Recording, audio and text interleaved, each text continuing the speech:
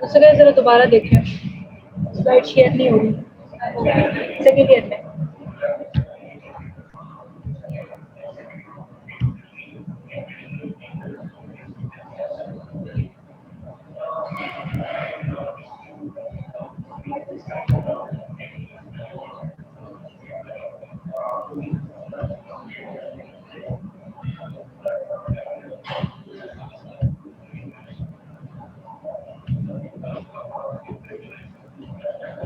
बस हो गया बेटा, बार-बार ये हो गया फिर इसमें। बस ठीक है, ये यहाँ से लगा दिया है हमने, तो हमें सही रहेगा। पहले नहीं लगा हुआ था। लगा हुआ था वो, ये बार-बार आता है ना आगे, इसकी वजह से मसला होता है।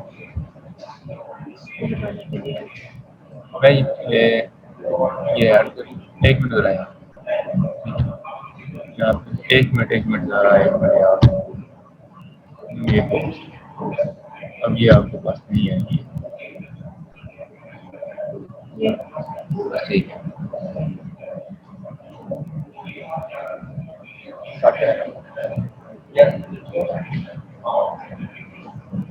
अच्छा बेटा, टेस्टिस बेसिकली जो है उनका क्या फंक्शन होता है, प्रोड्यूस करते हैं मेल गैमेट्स जिसको हम स्पर्मेटोजोआ कहते हैं। और इसके अलावा एक इसका एंडोक्राइन फंक्शन भी होता है कि एंडोक्राइन फंक्शन ये होता है कि ये टेस्टोस्टेरोन हार्मोन क्रिएट करता है, which is the chief mail sex hormone.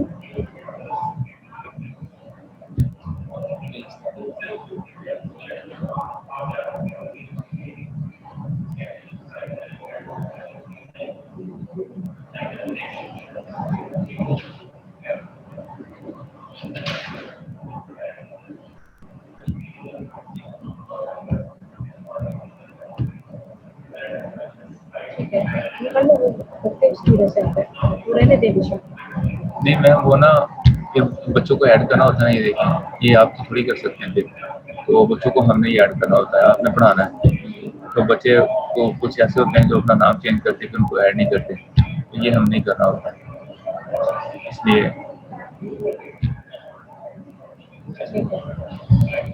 जी बेटा, टेस्टिस सबसे पहले आज हम लोग मेन टॉपिक जो है हमारा वो टेस्टिस है। टेस्टिस का बेसिकली क्या फंक्शन होता है, तो ये प्रोड्यूस करता है मेल गैमेट्स जिसको हम स्पर्मेटोजोआ कहते हैं। इसके अलावा इसका एक एंडोक्राइन फंक्शन होता है कि ये टेस्टोस्टेरोन हार्मोन क्रिएट करता है, which is the chief mail sex hormone. ठीक है, अब जो अगर हम स्ट्रक्चर की बात करें तो टेस्टिस के जो सबसे बाहर होगा वो थिक फाइब्रस कैप्सूल होगा। ठीक है, this testis covered by a thick capsule of dense fibrous irregular connective tissue which is known as tunica albuginea। ठीक है, तो सबसे बाहर testis is covered by a layer of thick dense irregular connective tissue which is known as tunica albuginea। और ये tunica albuginea जो होता है वो टेस्टिस की जो पोस्टीरियर वॉल होती है वहाँ पर ये थिकन्ड होता है और प्रोजेक्ट करता है इनवर्ड। तो उस जगह पर हम इस ट्यूनिका अल्बुजिनिया को बेसिकली कहते हैं मीडियस्टाइनम टेस्टिस। ठीक है, द कैप्सूल इज थिकन्ड, यानी दिस ट्यूनिका अल्बुजिनिया जो कि कवर कर रहा है आउटसाइड द टेस्टिस को, एक्सटर्नली कवर कर रहा है ट्यूनिका अल्बुजिनिया। ये this capsule is thickened along the posterior wall of the testis. ठीक है, पोस्टीरियर वॉल पे थिकन्ड होगा and project inward as mediastinum testis, और इनवर्ट प्रोजेक्ट करेगा मीडियस्टाइनम टेस्टिस के लोगों, उस टाइम पे हम उसको मीडियस्टाइनम टेस्टिस कहेंगे। और उसके अंदर साथ साथ ब्लड वेसल्स होंगे, उसके लिम्फेटिक्स होंगे, और इसके अलावा चैनल्स कैरिंग द स्पर्मेटोजोआ। ठीक है, ये साथ साथ उसके जो है वो मीडियस्टाइनम टेस्टिस के जो टिश्यूज के अंदर प्रेजेंट होंगे। अब क्या होगा, आपने मीडियस्टाइनम कर दिया टेस्टिस मैम? जी मैम थोड़ा ऊंचा बोले, आपकी आवाज नहीं आ रही क्लियर। अच्छा, अब आ रही है बेटा? थोड़ा सा ऊंचा बोले। अच्छा, अब क्या, मीडियस्टाइनम टेस्टिस जो है this is the capsule in the posterior wall जो कि थिकन होगा और प्रोजेक्ट करेगा inward on carrying the blood vessels lymphatics and channels जो कि कैरी करेंगे स्पर्मेटोजोआ अलोंग विद देम। ठीक है, अब क्या होगा कि मीडियस्टाइनम टेस्टिस से सेप्टा जो होंगे, फाइब्रस सेप्टा, वो अराइज करेंगे और वो पेनिट्रेट करेंगे सब्सटेंस ऑफ द टेस्टिस को, यानी इनवर्ड टेस्टिस के अंदर पेनिट्रेट करेंगे और उसको कंपार्टमेंट्स में डिवाइड कर देंगे और उनको हम टेस्टिकुलर लोब्यूल्स का नाम देंगे। ठीक है, ये हम लोगों ने पढ़ा। तो सबसे पहले क्या था कि each testis is covered by a thick capsule of dense fibrous connective tissue which is known as tunica albuginea. This tunica albuginea is thickened along the posterior wall and project inward as mediastinum testis, carrying blood vessels, lymphatics, और from these mediastinum testis fibrous septa, जिसको हम लोगों ने सेप्टुला testis का नाम दिया है, arise करेंगी and penetrate the substance of the testis, और उसको डिवाइड करेंगे 250 to 350 pyramidal compartments which is known as testicular lobules. ठीक है, तो ये टेस्टिकुलर लोब्यूल्स कहलाएगा। अब क्या होगा कि ट्यूनिका एल्बुजिनिया जो कि आउटर लेयर की डेंस रेटिकुलर कनेक्टिव टिश्यू के उसके नीचे एक और लेयर प्रेजेंट होगी कनेक्टिव टिश्यू की विच इज हाईली वेस्कुलर। ठीक है, वो वेस्कुलर लेयर होगी, उसमें नेटवर्क होंगे ब्लड वेसल्स के। ठीक है, इस लेयर को हम कहेंगे ट्यूनिका वेस्कुलोसा, और ये ट्यूनिका वेस्कुलोसा जो है वो सेक्युलर टेस्टिस को भी लाइन करेगी, जो कि बेसिकली टेस्टिस को कंपार्टमेंट्स में डिवाइड कर रहा है, लोब्यूल्स में डिवाइड कर रहा है। ठीक है, अब जो टेस्टिकुलर लोब्यूल्स हमारे पास बने हैं, ये टेस्टिकुलर लोब्यूल्स इसमें 1 to 4 highly coiled tubules present होगी। हर हम लोगों ने पीछे बात की कि सेक्युलर टेस्टिस जो है वो टेस्टिस को 250 to 350 टेस्टिकुलर लोब्यूल्स में डिवाइड करेगा, और हर टेस्टिकुलर लोब्यूल में हमारे पास 1 to 4 highly coiled tubules होंगी which are known as seminiferous tubules, and these seminiferous tubules basically are the sites of production of male gametes। ठीक है, तो टेस्टिस के अंदर seminiferous tubules हैं जो कि बेसिकली जहाँ पर मेल गैमेट्स होते हैं वो प्रोड्यूस होते हैं। अब इन ट्यूब्यूल्स जो हैं, इन ट्यूब्यूल्स के बाहर जो हम लोगों ने पढ़ा कि एक कंपार्टमेंट के अंदर 1 से 4 ट्यूब्यूल्स हो सकती है। अब हर ट्यूब्यूल के अराउंड जो होगा उसका अपना जो होगा उसके around loose connective tissue present होगा, और इस लूज कनेक्टिव टिश्यू को हम कहेंगे इंटर ट्यूब्यूलर कनेक्टिव टिश्यू, यानी बिटवीन द ट्यूब्यूल्स जो कनेक्टिव टिश्यू प्रेजेंट होगा which is known as inter tubular connective tissue. ठीक है, उसके बाद this one is the diagram of the testis. इसमें कट सेक्शन बेसिकली बेटा आप लोगों को दिखाया हुआ है। ये जो ब्लू में आप लोगों को लाइन नजर आ रही है, this is the tunica albuginea. This whole covers the tunica albuginea, और along the posterior wall this one, ये वाली जगह ये पोस्टीरियर वॉल है, यहाँ पर ये जो ट्यूनिका एल्बुजिनिया थिकन हो रहा है और चेक कर रहा है इनवर्ड, और इस जगह पर इस कनेक्टिव टिश्यू को हम कहेंगे मीडियस्टाइनम टेस्टिस। ठीक है, इस कनेक्टिव टिश्यू के अंदर ब्लड वेसल्स लिम्फेटिक्स प्रेजेंट होगी। अब इस कनेक्टिव टिश्यू से फाइब्रस सेप्टा राइज करेंगे। दीज आर ये लाइंस जो शो की हुई है ये बेसिकली क्या है, फाइब्रस सेप्टा है जो कि मीडियस्टाइनम टेस्टिस से अराइज कर रहे हैं और टेस्टिस को और पेनिट्रेट कर रहे हैं into the substance of the testis, और डिवाइड कर रहे हैं उनको पिरामिडल कंपार्टमेंट्स। ये पिरामिडल कंपार्टमेंट्स हैं, इनके दरमियान में जो सेप्टा है वो सेप्टुलर टेस्टिस कहलाएगा, और हर कंपार्टमेंट के अंदर आप लोगों को 1 to 4 हाईली कॉइल्ड जो है सेमिनिफेरस ट्यूब्यूल्स मिलेगी। अब ये सेमिनिफेरस ट्यूब्यूल्स जो होती है ना, कंपार्टमेंट्स का जो ये एपेक्स, अगर हम एक टेस्टिकुलर लोब्यूल को देखें तो एक टेस्टिकुलर लोब्यूल में ये इसका एपेक्स है और ये इसकी बेस है। ठीक है, दिस वन इसकी बेस। अब क्या होगा कि सेमिनिफेरस ट्यूब्यूल जो होगी ये बिगिन होगी एज ए ब्लाइंड एंड से बिगिन होगी, और हाईली टॉर्चुअस कोर्स लेने के बाद ये कंटिन्यू होगी as a straight short tubule. ठीक है, यहाँ पर ये स्ट्रेट शॉर्ट ट्यूब्यूल आगे फर्दर कंटिन्यू होगी, और इस ट्यूब्यूल को हम कहेंगे ट्यूब्यूली रेक्टाई, और ये ट्यूब्यूली रेक्टाई जो होगी मीडियस्टाइनम टेस्टिस के अंदर एक नेटवर्क होगा वेसल्स का, डक्ट्स का, उनको हम कहेंगे rete testis. These are the rete testis. ये आगे फर्दर इसके अंदर कंटिन्यू होगी रिटी टेस्टिस के अंदर, और जो कि फिर फर्दर कंटिन्यू होगी टू द टेक्चुली फ्रंटीज। ठीक है, तो बेसिकली ये मेल जेनिटल डक्ट सिस्टम है, ये हम आगे फर्दर डिस्कस करेंगे। और ट्यूब्यूलर रेक्टी जो है जो कि कंटिन्यू हो रही है from the seminiferous tubule, basically ये जो है इनिशियल सेगमेंट जो होता है मेल जेनिटल डक्ट सिस्टम का, ये बनाती है। ठीक है, अब हम देखते हैं ये एक राइट माइक्रोस्कोपिक पिक्चर है, इसमें अगर आप लोग देखो तो basically this one is tunica albuginea. Thick layer है डेंस इरेगुलर कनेक्टिव टिश्यू की, इसके नीचे हाईली वेस्कुलर लेयर है जिसमें ब्लड वेसल्स और नेटवर्क्स उनके, उसको हम ट्यूनिका वेस्कुलोसा कहेंगे। और इन दोनों में से जो है वो सट्टा अराइज करेंगे जिसको हम लोगों ने सेक्युलर टेस्टिस का नाम दिया था, और ये जो है टेस्टिस को कंपार्टमेंट्स में डिवाइड करेंगे। अब हर कंपार्टमेंट के अंदर हम लोगों ने कहा था अब ये एक सेट है और एक ये सेट है। ठीक है, इसके दरमियान में ये कंपार्टमेंट है, और हर कंपार्टमेंट में हम लोगों ने बोला था कि 1 to 4 सेमिनिफेरस ट्यूब्यूल्स होंगी। तो ये सेमिनिफेरस ट्यूब्यूल्स के जब आप लोग लाइट माइक्रोस्कोपिक पिक्चर में देखते हो तो बेसिकली ये कट सेक्शन है और क्रॉस सेक्शन। ठीक है, और एक सेमिनिफेरस ट्यूब्यूल और दूसरी सेमिफेरस ट्यूब्यूल के दरमियान में लूज कनेक्टिव टिश्यू प्रेजेंट होगा जो कि इसको सपोर्ट करेगा, और इस कनेक्टिव टिश्यू को बेसिकली हम लोगों ने नाम दिया था इंटरट्यूब्यूलर कनेक्टिव टिश्यू, या फिर हम इसको इंटरस्टिशियल कनेक्टिव टिश्यू भी कहते हैं। ठीक है, इस कनेक्टिव टिश्यू में क्या प्रेजेंट है ये हम आगे फर्दर डिस्कस करेंगे। ये तो अभी हम लोगों ने बेसिक कॉन्सेप्ट जो है वो इसका लिया है। नेक्स्ट हम देखते हैं सेमिफेरस ट्यूब्यूल्स क्या है। Seminiferous tubules basically beta these are the tubules where the sperms होंगे वो प्रोड्यूस होंगे, मैच्योर होंगे एंड ट्रांसपोर्ट होंगे इनसाइड द टेस्टिस। ठीक है, सो सेमिफेरस ट्यूब्यूल्स क्या है, where the seminiferous tubules basically produce करती है mature and transport sperm cells inside the testis. ये ट्यूब्यूल्स जो है जैसे कि आप लोगों ने पीछे डायग्राम में देखा हाईली कॉइल्ड होते हैं, कॉन्वोल्यूटेड होती हैं, commences as a free blind and near the apex of the testicular lobule। ये मैंने आप लोगों को पिछले डायग्राम में दिखाया है कि एपेक्स जो होगी टेस्टिकुलर लोब्यूल से वहाँ पे as a free blind end के तौर पर स्टार्ट होगी और हाईली टॉर्चुअस कोर्स लेंगे और उसके बाद कंटिन्यू होंगी इनटू ए शॉर्ट नैरो स्ट्रेट ट्यूब्यूल, जिसको हम लोगों ने सिंगल होगी तो ट्यूबुलस रेक्टस, और अगर ज़्यादा होंगी तो ट्यूबुलर रेक्टा नाम दिया। ठीक है, तो उसके बाद ये कंटिन्यू होंगे और जो बेसिकली ट्यूबुलर रेक्टाई क्या है, ये एमसीक्यूज के लिहाज से इंपॉर्टेंट है कि this constitute the initial segment of the mail genital duct system. Tubular recti basically initial segment जो होता है मेल जेनिटल डक्ट सिस्टम का बनाता है।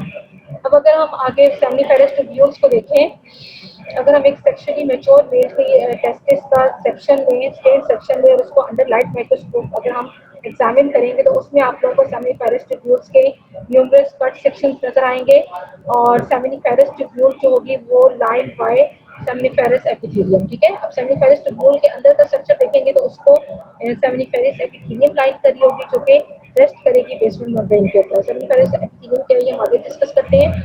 आउटर जो बेसमेंट मेम्ब्रेन, बेसमेंट मेम्ब्रेन के बाहर जैसे कि जो हमने बात की थी इंटरट्यूबुलर कनेक्टिव टिश्यू या फिर इंटरस्टिशियल कनेक्टिव टिश्यू। ठीक है, तो outer to the this one ये सेमिफेरस ट्यूब्यूल है। सेमिफेरस ट्यूब्यूल के अंदर जो है एपिथेलियम है दिस वन, ये सारी एपिथेलियम कहलाएगी सेमिफेरस एपिथेलियम, और ये रेस्ट करिए बेसमेंट मेम्ब्रेन के ऊपर। इस एपिथेलियम के बाहर जो है outer to the basement membrane, basement membrane के बाहर हमारे पास कनेक्टिव टिश्यू प्रेजेंट है, और outer to the basement membrane is present a thin layer of fibrous connective tissue जिसके अंदर आप लोगों को कुछ फ्लैट स्मूथ मसल सेल्स मिलेंगे जिनको हम मायोइड सेल्स कहते हैं। ठीक है, तो इस जगह पर आप लोगों को अगर आप लोग गौर से देखो तो यहाँ पर ये स्मूथ मसल्स आप लोगों को नजर आ रहे हैं जो कि इसको लाइन कर रहे हैं सेमिफेरस ट्यूब्यूल्स को। Outer to the basement membrane present है। These cells are known as myoid cells, और बेसिकली इनका फंक्शन क्या होता है कि इनकी कॉन्ट्रैक्शन की वजह से ये जो होते हैं स्पर्मेटोजोआ जो कि lumen of the seminiferous tubules में प्रेजेंट होते हैं वो इसको पुश करते हैं through the seminiferous tubules into the next जो इनिशियल सेगमेंट होता है मेन जेनिटल डक्ट सिस्टम का, जिसको हम लोगों ने ट्यूबुलाई रेक्टाई का नाम दिया। ठीक है, तो बेसिकली जो स्पर्मेटोजोआ होंगे वो यहाँ से through the contraction of these muscles which is known as myoid muscle, इनकी contraction की वजह से push करेंगे towards the tubuli recti। Now what is seminiferous epithelium? The most important जो टॉपिक है बेटा, मोस्ट इम्पॉर्टेंट सेमिफेरस epithelium बहुत इंपॉर्टेंट है। आप लोगों को एग्जाम में जो है लिखनी भी आती है, ड्रॉ करने के लिए भी आती है बार बार। ठीक है, सेमिफेरस ट्यूब्यूल्स के अंदर जो लाइन करती है। अब सेमिफेरस epithelium है क्या? It is a modified esterified cuboidal epithelium। ठीक है, इसको हम मॉडिफाइड स्टेरिफाइड क्यूबॉइडल epithelium कह रहे हैं, और इसमें दो तरह के सेल्स प्रेजेंट होते हैं। अगर हम जनरली देखें तो हमारे पास इसमें दो तरह के सेल्स होंगे, एक तो होंगे स्पर्मेटोजेनिक सेल्स जो कि बेसिकली स्पर्मेटोजोआ बनाएंगे, और दूसरे होंगे स्पोर्टिंग सेल्स जिनको हम सर्टोली सेल्स कहते हैं। these are basically the sporting cells for the spermatogenic cells। ठीक है, सो सेमिफेरस ट्यूब्यूल बेसिकली है क्या? It is a modified esterified cuboidal epithelium। दो तरह के सेल्स होंगे, एक स्पर्मेटोजेनिक सेल्स होंगे और एक सर्टोली सेल्स होंगे।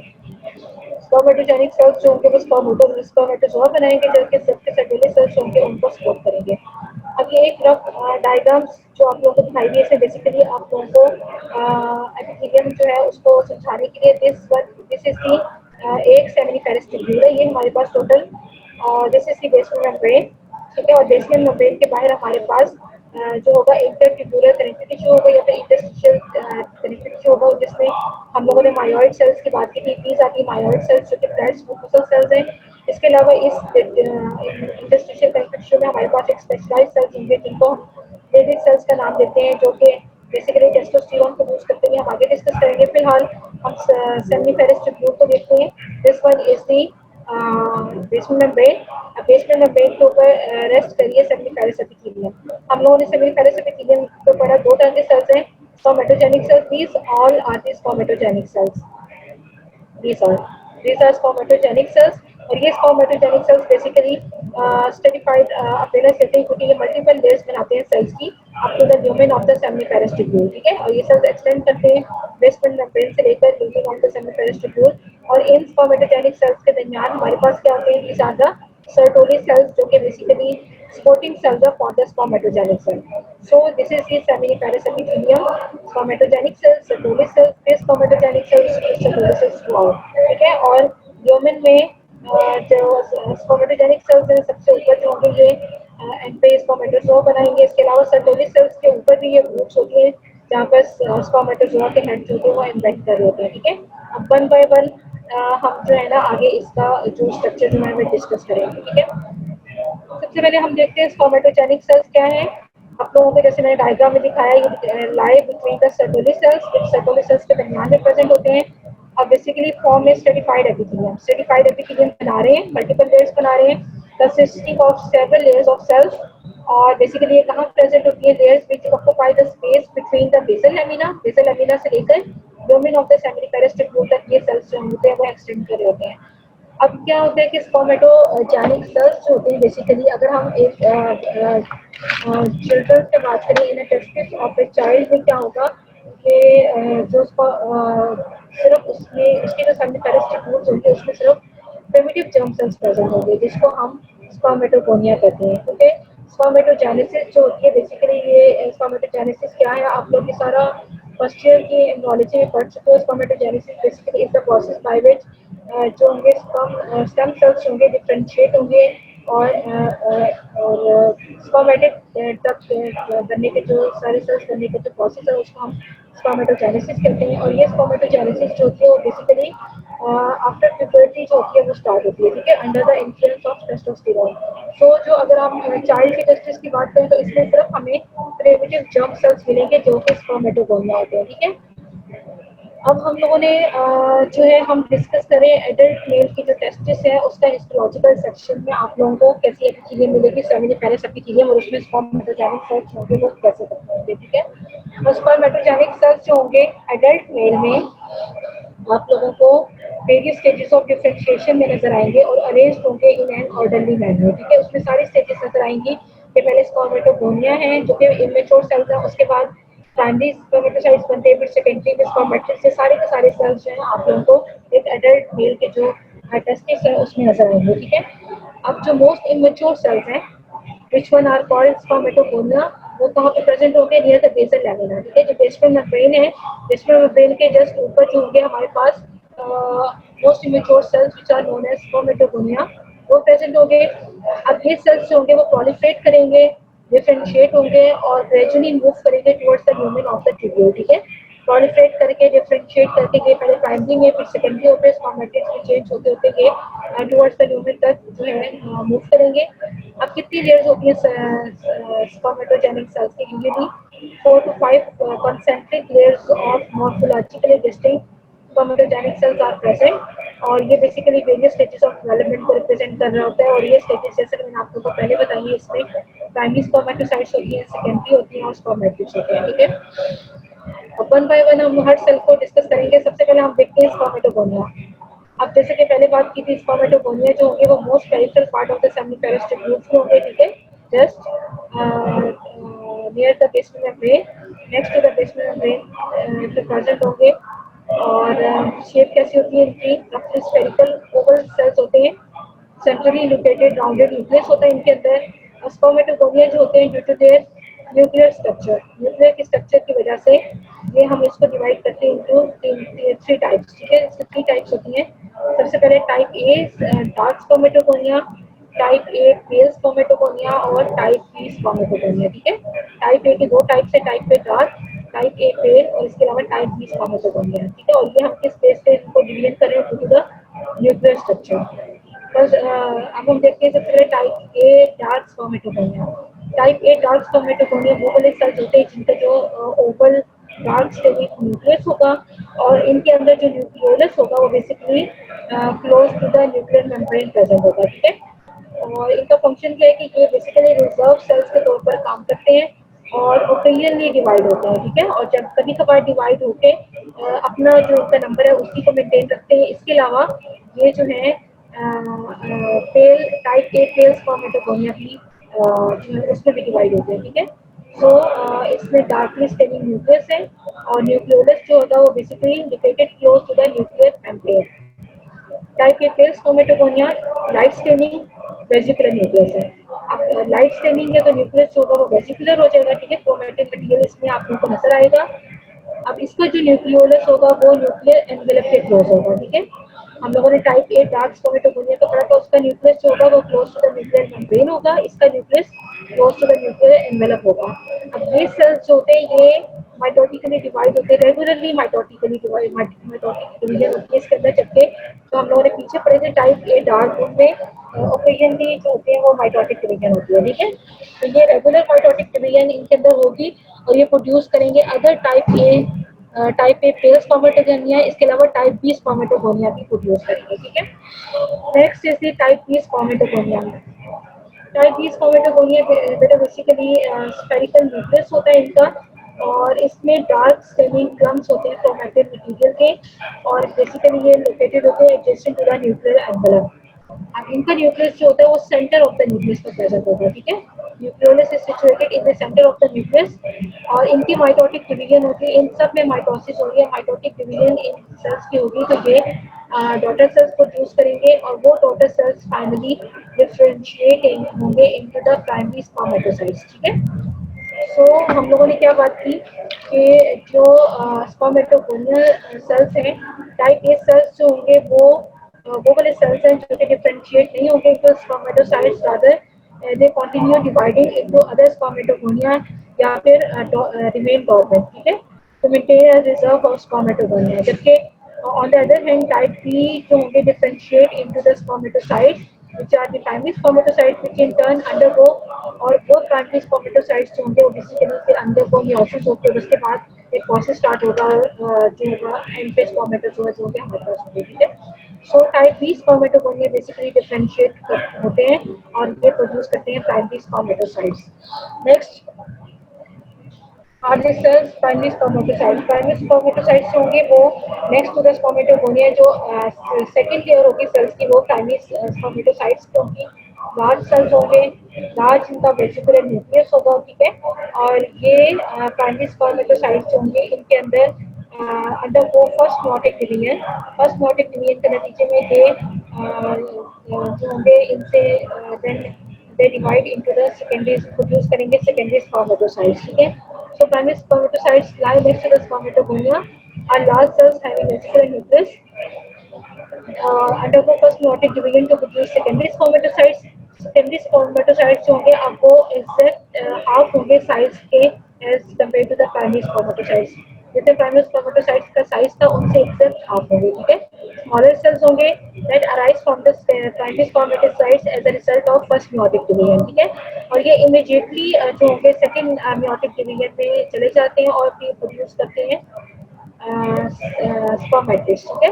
अंडरगो इमीडिएट सेकंड अब ये सेकंडरी स्पर्मेटोसाइट्स होंगे प्रोड्यूस करेंगे spermatocytes by the second meiotic division जो कि फिर एग्जैक्ट हाफ होंगे size of the secondary spermatocytes, ठीक है। तो सबसे बड़े जो होंगे हमारे पास स्पर्मेटोजेनिक सेल्स में प्राइमरी स्पर्मेटोसाइट्स होंगे वो फर्स्ट मेयोटिक डिवीजन से प्रोड्यूस करेंगे सेकेंडरी स्पर्मेटोसाइट्स जो कि हाफ होंगे size of the primary spermatocytes. Secondary spermatocytes जो होंगे undergo the second meiotic division and produce spermatocytes which are then half the size of the secondary spermatocytes, ठीक है। अब ये spermatids जो है वो कहाँ पर प्रेजेंट होते हैं, lie adjacent to the unit of seminiferous tubules के एडजेसेंट होंगे और closely applied to the surface of Sertoli cells. अब ये सेल्स जो हैं स्पर्मेटिड्स, यहाँ पे ये सेल्स होंगे वो फर्दर डिवाइड नहीं होंगे बल्कि अब इन सेल्स में जो होंगी वो सीरीज ऑफ मॉर्फोलॉजिकल चेंजेस होंगी, ठीक है। और ये सेल्स जो होंगे वो ट्रांसफॉर्म्ड होंगे अंडर को by the series of morphological changes के बाद ये ट्रांसफॉर्म होंगे इनटू स्पर्मेटोजोआ, ठीक है, और इस प्रोसेस को हम स्पर्मियोजेनेसिस कहते हैं, ठीक है। स्पर्मेटिड्स तक जो सारा प्रोसेस हो रहा था उसको हम स्पर्मेटोजेनेसिस कहेंगे, जो कि इमेच्योर स्पर्मेटोगोनिया से स्टार्ट हुआ, और स्पर्मेटिड्स तक जो सेल्स बने उनको हम स्पर्मेटोजेनेसिस कहेंगे। अब स्पर्मेटिड्स से स्पर्मेटोजोआ की जो होती है ट्रांसफॉर्मेशन होती है, बेसिकली यहाँ पे सेल्स होंगे ये ट्रांसफॉर्म होंगे under series of morphological changes, और ये प्रोड्यूस करेंगे स्पर्मेटोजोआ, और इस प्रोसेस को हम स्पर्मियोजेनेसिस कहेंगे, ठीक है। अच्छा, this one is the light microscopic picture of the seminiferous tubule, ठीक है। सेमिनिफेरस ट्यूब्यूल है, ये एक सेमिनिफेरस ट्यूब्यूल है, इसके बाहर इसका इंटरट्यूबुलर कनेक्टिव टिश्यू है, this is the next seminiferous tubule. अब हम लोग देखते हैं सेमिनिफेरस एपिथेलियम, ठीक है। These are the seminiferous epithelium में these are the Sertoli cells, इस Sertoli cells का न्यूक्लिया है, इस Sertoli cells का न्यूक्लियस, ये Sertoli cells, और इनके दरमियान में these are the spermatogenic cells। अब अगर spermatogenic cells में this one is the basement membrane से just next हो गया हमारे पास these are the spermatogonia। इसमें अब आप लोग देख सकते हो type A pale spermatogonia, type B spermatogonia जिसमें डार्कली स्टेनिंग न्यूक्लियस आ रहा है, इसमें लाइट स्टेनिंग वेसिकुलर न्यूक्लियस नजर आ रहा है। These are all spermatogonia. Spermatogonia type B spermatogonia differentiate होंगे और बनाएंगे प्राइमरी स्पर्मेटोसाइट्स। इसमें अब आप लोगों को जो सबसे बड़े साइज के नजर आएंगे सेल्स, ये हमारे पास प्राइमरी स्पर्मेटोसाइट्स होंगे, और हर सेल्स में न्यूक्लियस होगा वो वेसिकुलर होगा, यानी क्रोमेटिन मटेरियल जो होगा आप लोगों को नजर आ रहा होगा, ठीक है। तो ये प्राइमरी स्पर्मेटोसाइट्स हैं, दो प्राइमरी स्पर्मेटोसाइट्स नजर आ रहे हैं। Primary spermatocytes undergo first meiotic division to give rise to secondary spermatocyte. These are secondary spermatocyte जो कि एग्जैक्ट हाफ है प्राइमरी स्पर्मेटोसाइट्स के, ठीक है, इन साइज में, और इनका भी वेसिकुलर न्यूक्लियस सेंटर में नजर आ रहे हैं। उसके बाद ये secondary spermatocytes immediately undergo second meiotic division and give rise to spermatids. These are all are spermatids, ठीक है, और ये फिर इससे एग्जैक्ट हाफ साइज होंगे, और इनका भी आप लोगों को वेसिकुलर न्यूक्लियस नजर आ रहा है, और ये light just near the lumen of the seminiferous tubule. This one is the lumen of the seminiferous tubule, और ये spermatids जो होंगे वो उसके बाद ट्रांसफॉर्म होंगे into spermatozoa by process of spermiogenesis। ये आप लोगों को spermatozoa नजर आ रहे हैं, इसका हेड है, उसके अंदर न्यूक्लियस, और ये इसकी टेल है, टेल टुवर्ड्स जो ह्यूमन जो होगी, ठीक है। अब इनके दरमियान ये सर्टोली सेल्स हैं। सर्टोली सेल्स के ऊपर हम लोगों ने पढ़ा था कि इसके एपिकल पोर्शन में ग्रूव्स होंगी, और वहाँ पर स्पर्मेटोजोआ, उसके ऊपर भी स्पर्मेटोजोआ प्रेजेंट होंगे, और इसके ग्रूव्स में इनके हेड्स होंगे वो एम्बेडेड होंगे, ठीक है। So this is the structure of the seminiferous epithelium, और इसमें सारे सेल्स आप लोगों को जो है वो क्लियरली नजर आ रहे हैं। नेक्स्ट हम लोग देखते हैं सर्टोली सेल्स। अच्छा, एक और बात जो थी कि आप लोगों के पास जो सेल्स होंगे प्राइमरी स्पर्मेटोसाइट्स होंगे वो हमारे पास, ये प्राइमरी स्पर्मेटोसाइट्स होंगे, ये हमारे पास डिप्लॉइड नंबर होंगे, यानी इसमें 46 नंबर होगा क्रोमोसोम्स का, जबकि इसके ऊपर सेकेंडरी स्पर्मेटोसाइट्स, स्पर्मेटिड्स और spermatozoa, this all are haploid cells, ठीक है, यानी कि इसमें 43 क्रोमोसोम्स होंगे, ठीक है। ये डिप्लॉइड सेल्स होंगे, और इसके ऊपर जो सेकेंडरी स्पर्मेटोसाइट्स हैं, स्पर्मेटिड्स और spermatozoa, all are haploid cells. Next जो है स्ट्रक्चर जो हम लोगों ने डिस्कस करना है सर्टोली सेल्स। तो Sertoli cells basically call columnar cells है बेटा, ये सर्टोली सेल्स हैं। अब अगर आप लोग देखो this one is the nucleus जो कि इसके बेसल पार्ट पे होते हैं, ओवल न्यूक्लियस है, prominent nucleolus in the centre of the nucleus. उसके बाद ये सेल्स जो है इसकी आप लोगों को कोई क्लियर लेटरल बाउंड्रीज विजिबल नहीं हो रही, ठीक है। इसकी लेटरल बाउंड्रीज जो होती है वो इरेगुलर होती हैं, और एक सेल्स की जो साइटोप्लाज्मिक एक्सटेंशन होती है वो दूसरी सेल की साइटोप्लाज्मिक एक्सटेंशन के साथ एक सर्टोली सेल्स है, this one is the other Sertoli cells, ठीक है। दोनों की लेटरल बाउंड्रीज जो है वो प्रोमिनेंट नहीं है, इरेगुलर है, और ये लेटरल बाउंड्रीज में से जो है साइटोप्लाज्मिक एक्सटेंशन होती है वो अराइज करती हैं, और एक सेल की साइटोप्लाज्मिक एक्सटेंशन दूसरी सेल के साइटोप्लाज्मिक एक्सटेंशन के साथ मिलके ये आपस में जो बेसिकली कांटेक्ट में होते हैं थ्रू दी साइटोप्लाज्मिक एक्सटेंशन, और इन साइटोप्लाज्मिक एक्सटेंशंस के दरमियान बेसिकली ऑक्लूडिंग जंक्शन या फिर टाइट जंक्शंस प्रेजेंट होते हैं, ठीक है। सो अब हम आगे देखते हैं सर्टोली सेल्स क्या है। हम इनको टॉल कोलमनर सेल्स कहेंगे, बेसिकली स्पोर्टिंग सेल्स हैं। ये भी एक्सटेंड करते हैं फ्रॉम द बेसल लामिना से to the lumen of the seminiferous tubules, between the spermatogenic cells present होंगे। लेटरल मार्जिन जो होंगे सर्टोली सेल्स के, जैसे कि मैंने आप लोगों को डायग्राम में दिखाया, वो इरेगुलर है और इजीली भी जो होंगे वो डिस्टिंग्विश नहीं होंगे under light microscope. Light microscope में आप लोगों को इसके लैटरल जो मार्जिन है वो क्लियरली नजर नहीं आ रहे।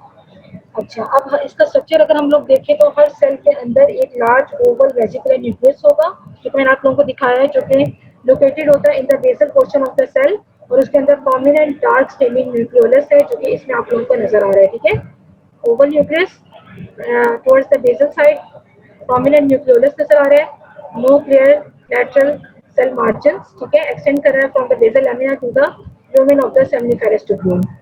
आगे क्या है, साइटोप्लाज्म जो होते हैं उसके अंदर न्यूक्लियस आप लोगों को माइटोकॉन्ड्रिया मिलेंगे, गोल्गी कॉम्प्लेक्सेस मिलेंगे, अबंडेंट स्मूथ एंडोप्लाज्मिक रेटिकुलम, कुछ रफ एंडोप्लाज्मिक रेटिकुलम भी होगा, और लाइसोसोम्स होंगे। ठीक है, लुमिनल सरफेस जो है स्टेटोली सेल्स की, उसमें मैंने आप लोगों को पहले बताया कि उसमें आप लोगों को हेड्स ऑफ स्पर्मेटोजोआ जो है वो नजर आ रहे हैं। तो बेसिकली वो उसकी लुमिनल सरफेस जो होते हैं उसमें ग्रुप्स होती हैं, जिसके अंदर हेड्स ऑफ मैच्योरिंग स्पर्मेटोजोआ जो होते हैं वो एम्बेडेड होते हैं।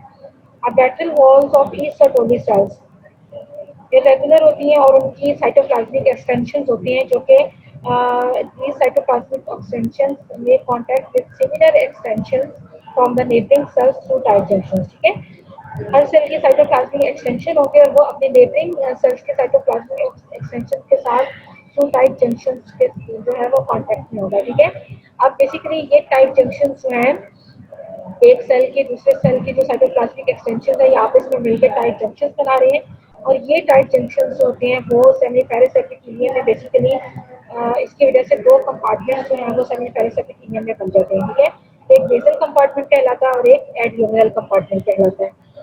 अगर हम लोग देखें इस डायग्राम में, अगर आप लोग देखें बेटा, तो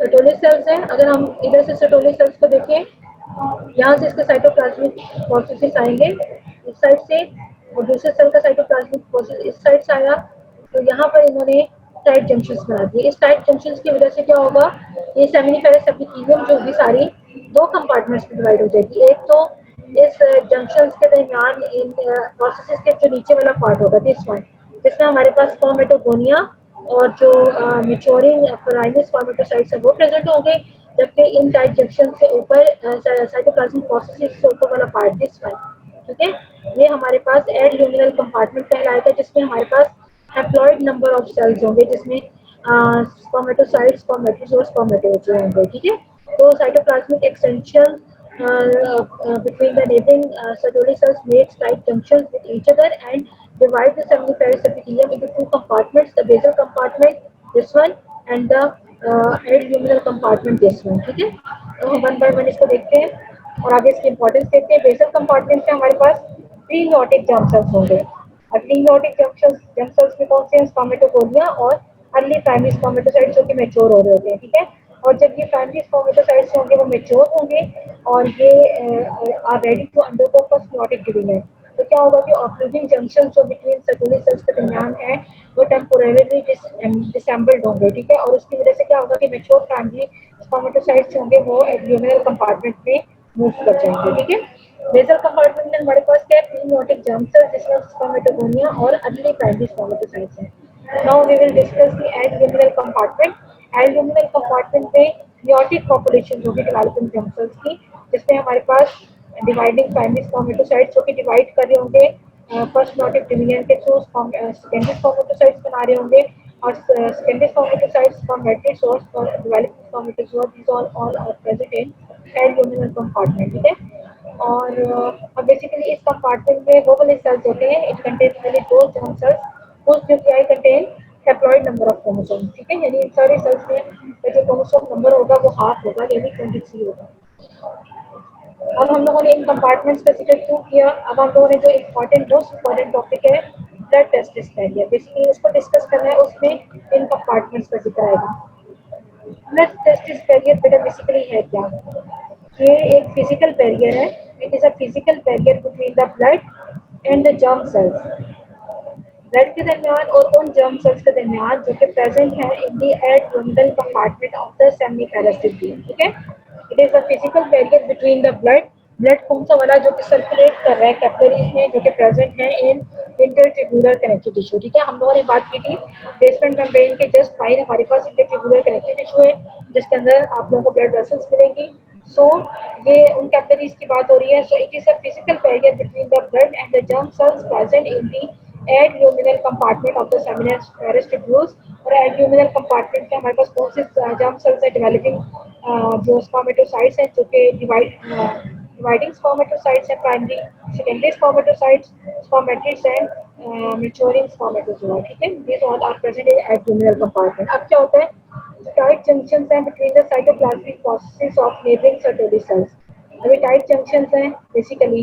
इन टाइट जंक्शंस में ही इस सेमीफेरस एपिथेलियम को दो कंपार्टमेंट्स में डिवाइड किया, एक एब्डोमिनल है और एक बेसल कंपार्टमेंट है. तो बेसिकली ये टाइट जंक्शंस होते हैं, ये क्या करते हैं, परमेबिलिटी बैरियर बना देते हैं जिसको हम ब्लड टेस्टिस बैरियर कहते हैं between the basal and the abdominal compartment of each seminiferous tissue. ठीक है, एक परमेबिलिटी बैरियर बनाएंगे between the basal and adluminal compartment. इसकी वजह से क्या होगा कि जो ब्लड जो कैपिलरीज में ब्लड है जो कि लाई करी है in the intertubular connective tissue, उनका जो होगा वो डायरेक्ट एक्सेस तो होगा बेसल कंपार्टमेंट की तरफ. ठीक है, तो बेसल कंपार्टमेंट है जिसमें स्पर्मेटोगोनिया है और अन्य स्पर्मेटोसाइट्स हैं.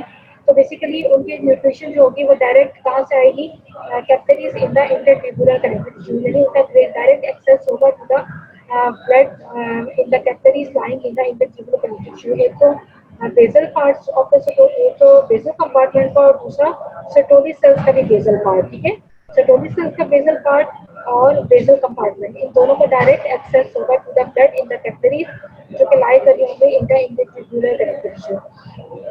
अब due to the presence of operating junctions, barrier जो होगा, a barrier is created between the blood and contents of abdominal compartment. अब ये ब्लड जो है बेसल कंपार्टमेंट तक तो जाएगा और basal portion of the Sertoli cells तक तो जाएगा, लेकिन ऑपरेटिंग जंक्शंस आगे बिटवीन द एब्डोमिनल और बेसल कंपार्टमेंट, तो इसकी वजह से एब्डोमिनल कंपार्टमेंट में जो है वो ब्लड नहीं जाएगा और जिसके अंदर हमारे पास जर्म सेल्स हैं जिसके अंदर हप्लाइड नंबर ऑफ क्रोमोसोम्स है. ठीक है, so due to the presence of blood testis barrier, अब वो वाले सेल्स जो होंगे वो बेसिकली अपने न्यूट्रिशन जो होंगे वो सेटोली सेल्स से लेंगे. ठीक है, so blood testis barrier basically क्या है, it is a physical barrier between the blood and the germ cells of the abdominal compartment of the seminiferous tubules. Due to the occluding junctions between the Sertoli cells, basal compartment जो होगा उसका और basal part of the Sertoli cells, उनका जो होगा वो direct access होगा to the blood vessels lying in the intratubular connective tissue, but they due to the presence of occluding junctions जो होगा वो ब्लड और कॉन्टेंट्स ऑफ एब्डोमिनल कंपार्टमेंट के दरमियान में एक बैरियर पहुंचेगा, तो जिसकी वजह से उनकी न्यूट्रिशन जो होगी वो बेसिकली जो होगी वो सेटोली सेल से मिलेगी. अब आगे हम डिस्कस करते हैं कि what is the importance of this blood testis barrier. ठीक है, क्या इम्पोर्टेंस है कि जो बैरियर बिटवीन द ब्लड है और एब्डोमिनल कंपार्टमेंट के दरमियान, इसकी इम्पोर्टेंस क्या है.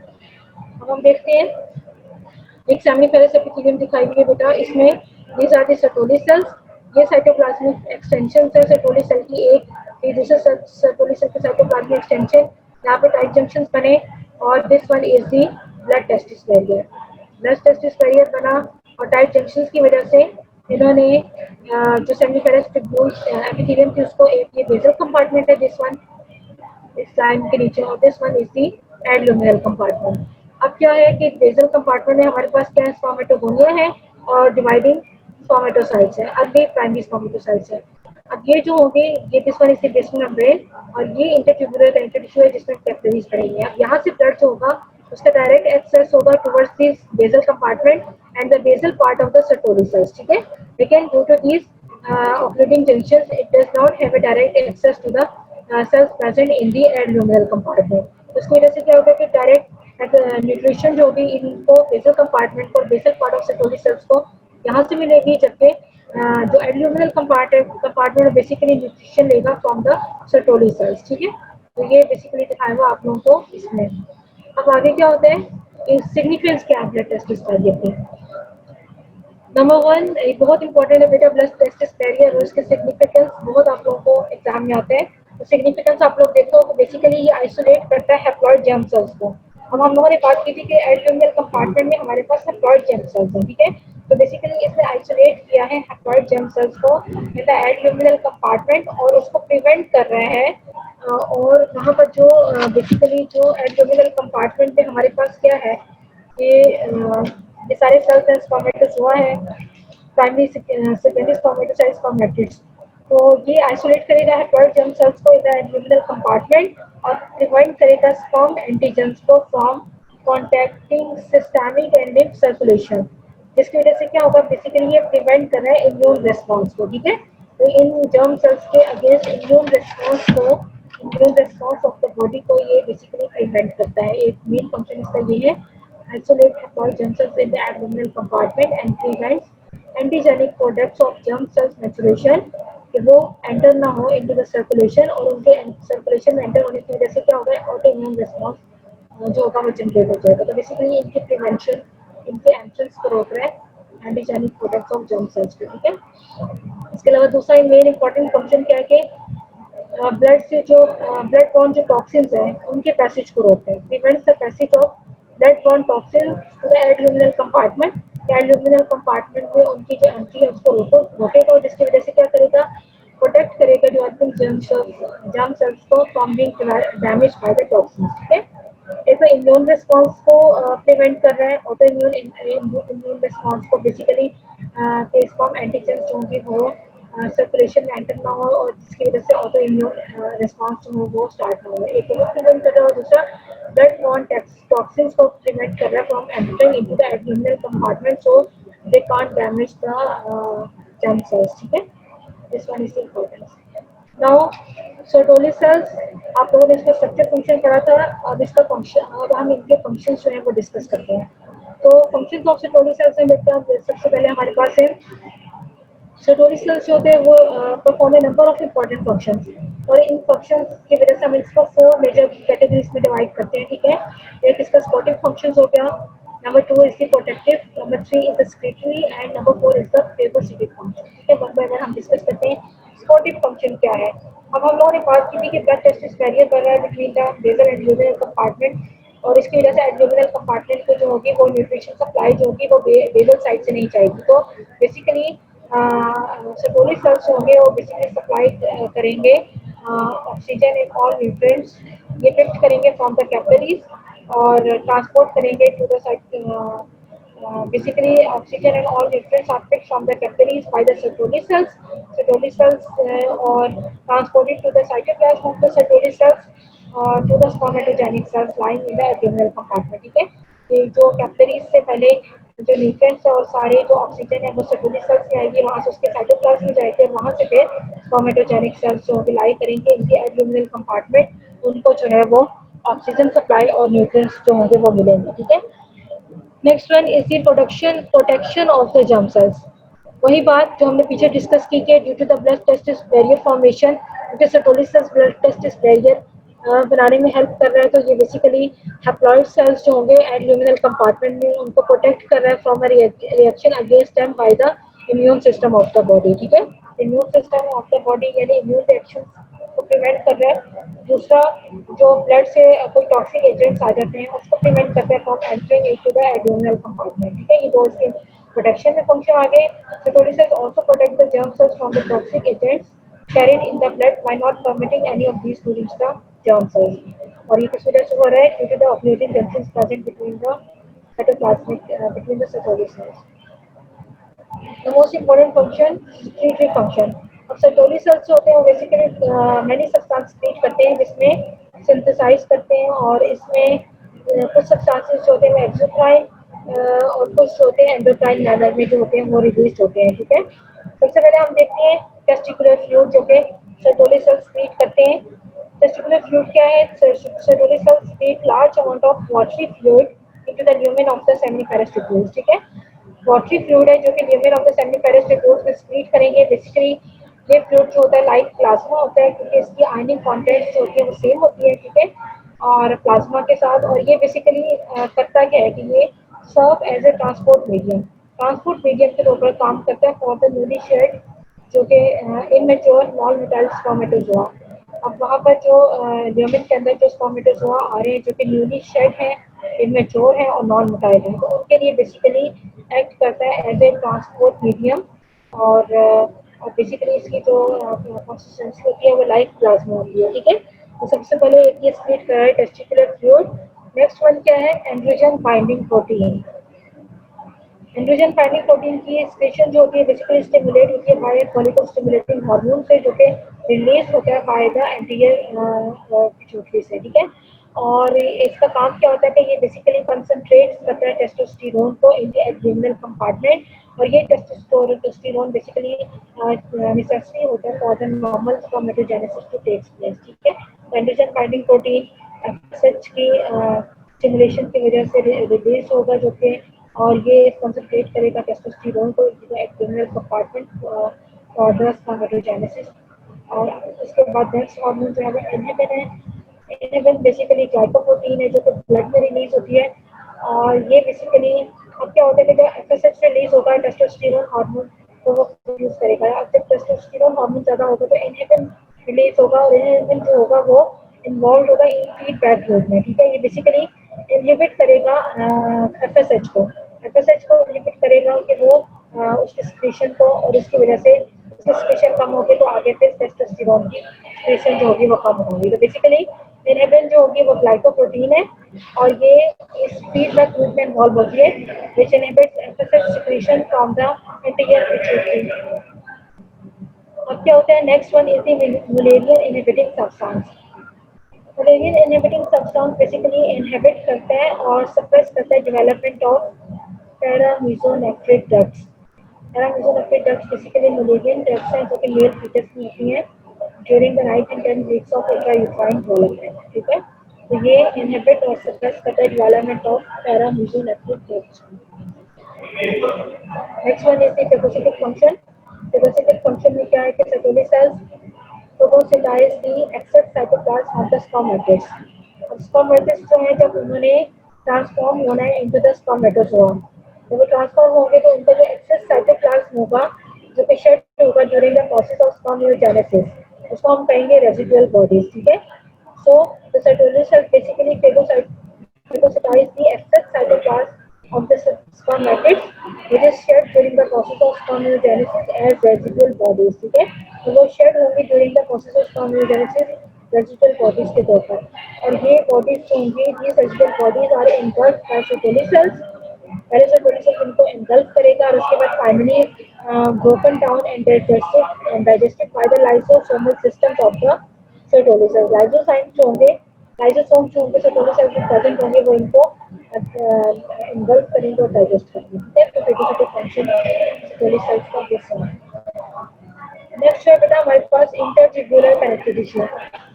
This is the intertubular connective tissue. हम लोगों ने पहले इस तरह के ये वो वाला कनेक्टिव टिश्यू है जो बिटवीन द सेमीफेरस ट्यूब्यूल्स के दरमियान में एक लूज कनेक्टिव टिश्यू होता है फॉर दिस कोड।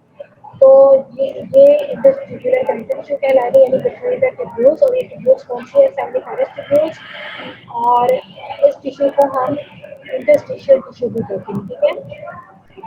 इसकी सिग्निफिकेंट क्या है हम पढ़ते हैं। Basically it fills the space between the seminiferous tubules, seminiferous tubules के दरमियान में जो स्पेस होती है उसके अंदर प्रेजेंट होता है, आल्सो कॉल्ड इंटरस्टिशियल टिश्यू। इसको हम इंटरस्टिशियल टिश्यू भी कहते हैं। प्रेजेंट होगा इसके अंदर कोलेजन फाइबर्स, ब्लड वेसल्स और नर्व्स, ठीक है। सारे कनेक्टिव टिश्यू अंदर है, उसके अंदर ये सारी चीजें प्रेजेंट होंगी। इसके अलावा many fibroblast, few macrophages and mast cells भी प्रेजेंट होंगे। मोस्ट इम्पोर्टेंट फीचर क्या है इसका, इसके अंदर हमारे पास clusters of endocrine cells present होते हैं, ठीक है। इसको हम इंटरस्टिशियल सेल्स या फिर लेडिक सेल्स का नाम भी देते हैं। और बेसिकली ये सेल्स हैं जो कि स्क्रीट करते हैं male sex hormone which is known as testosterone, ठीक है। तो मोस्ट इम्पोर्टेंट फीचर है इसका वो इंटरस्टिशियल सेल्स ऑफ लेडिक भी हम इसको कहते हैं, या फिर खाली लेडिक सेल्स भी बोलते हैं। बेसिकली ये क्लस्टर्स की फॉर्म में यानी ग्रुप्स की फॉर्म में इंटरस्टिशियल टिश्यू में या फिर इंटरट्यूबुलर कनेक्टिव टिश्यू में प्रेजेंट होते हैं। एंडोक्राइन सेल्स होते हैं ये, क्योंकि इनकी स्पेशल्स होती हैं वो डायरेक्टली ब्लड में जाते हैं, यानी टेस्टोस्टेरोन हार्मोन जो होगा वो रिलीज होगा डायरेक्टली ब्लड में जाएगा, ठीक है। तो इनको हम इंटरस्टिशियल सेल्स भी कहते हैं। मोस्ट इंपॉर्टेंट क्वेश्चन आप लोगों को बहुत बार क्वेश्चन आता है, इसलिए आप लोग वीडियोस को गौर से देखो। इंटरस्टिशियल सेल्स क्या है, also called cells of Leydig, ठीक है। कैसे होते हैं ये, ओवल शेप के सेल्स होते हैं और हमेशा ग्रुप्स की फॉर्म में अरेंज होंगे, ठीक है। जहाँ पे भी मिलेंगे ग्रुप्स की फॉर्म में होंगे in the intertubular connective tissue. हर सेल के अंदर डार्कली स्टेनिंग ओवल न्यूक्लियस होगा, और इसका साइटोप्लाज्म जो होगा वो इओसिनोफिलिक स्टेनिंग होगा, ठीक है। अब साइटोप्लाज्म के अंदर बेटा हमारे पास large number of lipid droplets present होते हैं। और जैसे कि आप लोगों को पता है जिस जहाँ भी साइटोप्लाज्म में लिपिड ड्रॉपलेट्स होंगे तो वो अंडर द जब भी histological procedures, routine histological procedures में लिपिड्स होती है वो डिसॉल्व हो जाती है और साइटोप्लाज्म जो होता है आप लोगों को वैक्यूलेटेड अपीयरेंस जो होता है वो देता है इन लाइट माइक्रोस्कोप में, ठीक है।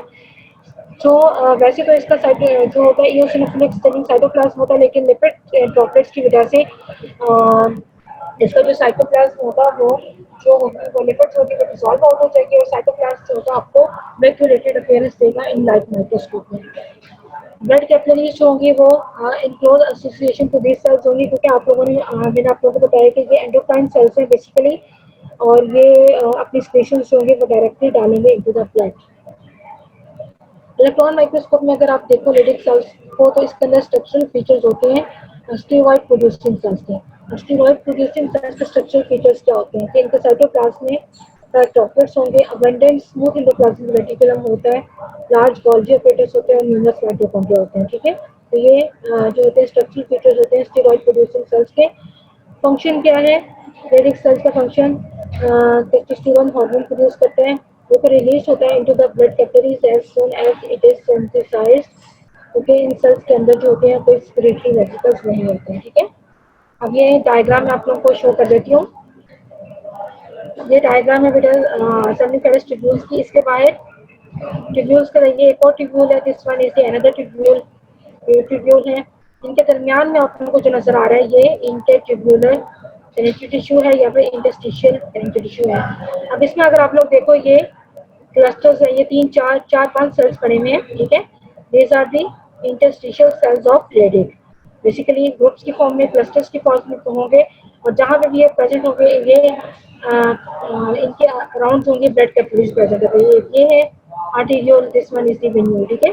तो ब्लड कैपिलरीज होंगी इसके अराउंड प्रेजेंट होगी। इनका आप लोगों को डार्कली स्टेनिंग सेंट्रल न्यूक्लियस नजर आ रहा है, ये सिनोफ्लिक साइटोप्लाज्म नजर आ रहा है, ठीक है।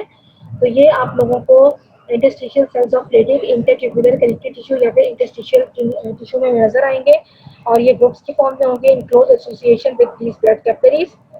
ये बहुत जगह पे आप लोगों को नजर आ रहे हैं इंटरस्टिशियल सेल्स ऑफ रेडिक, ये ब्लड वेसल्स, ठीक है। हर जगह जहाँ पे भी इंटरट्यूब्यूलर कनेक्टिव टिश्यू होगा, दिस वन, ठीक है। Basically these cells are endocrine cells, so they will be present in close association to these capillaries, or as soon as they produce testosterone, this testosterone is moved into these capillaries, ठीक है। तो ये जो है ये basically Leydig cells जो है इनका मेन काम क्या है कि ये प्रोड्यूस करते हैं टेस्टोस्टेरोन।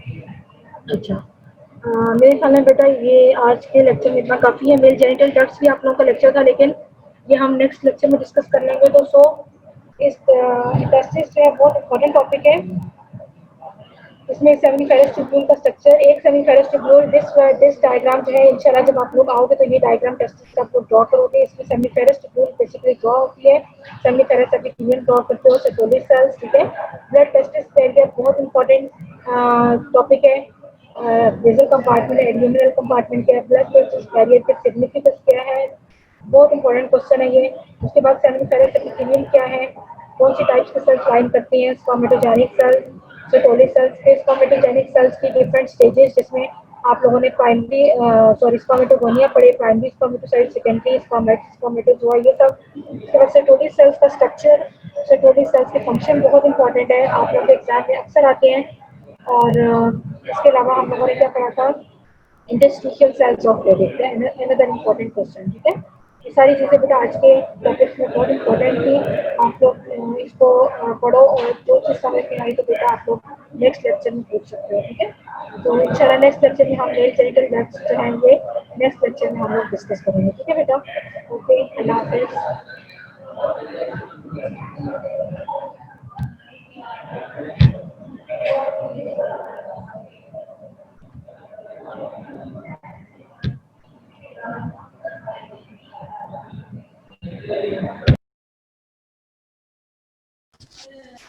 मैम लेक्चर खत्म हो गया?